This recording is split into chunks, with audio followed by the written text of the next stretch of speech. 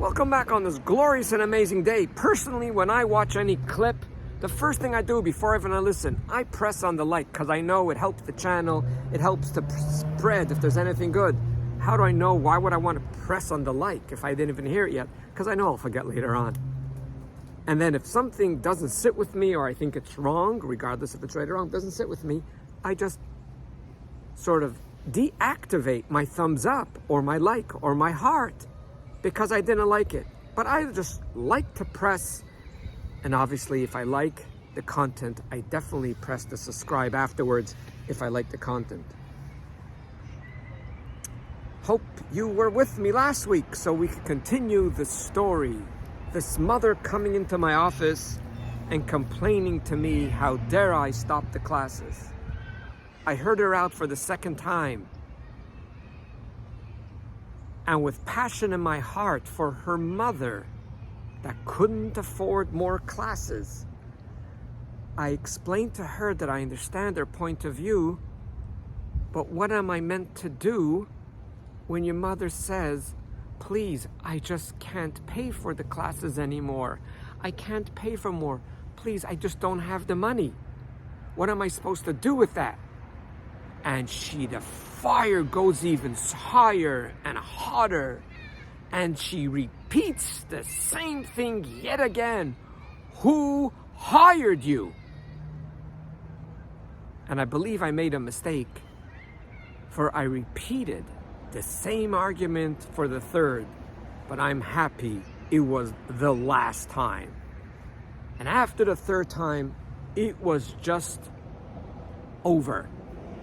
I took out the magical delete button that will take the anger, the fire, the upsetness and accusation and all of it, and just press delete, and the fire will go, whoo, and the fire did. I looked at the woman in her eyes and I said, you know what? I'm sorry. You are right.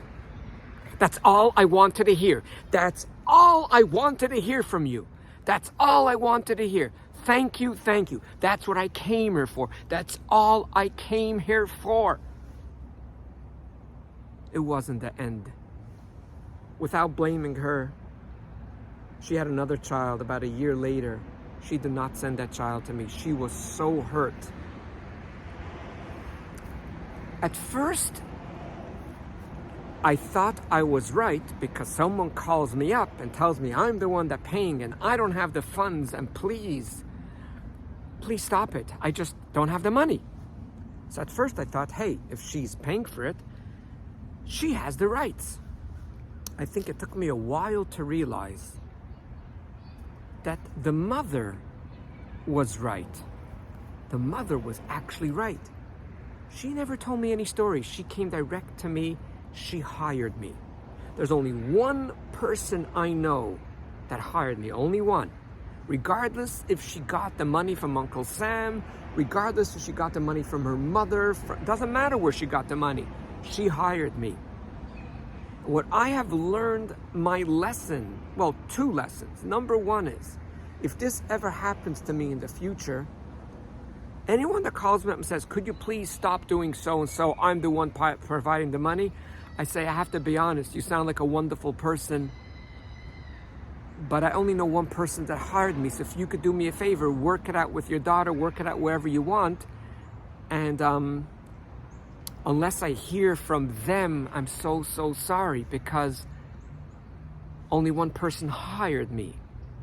Now, if two people together would hire me, I would basically need two people to come to me, but only one person hired me.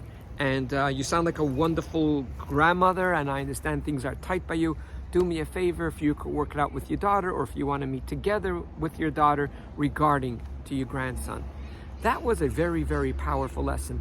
But yet there's another lesson. But time is so short, and I know you are so busy, and you're trying to see how good you are and believe that you are greater than you think you are. So join me next week,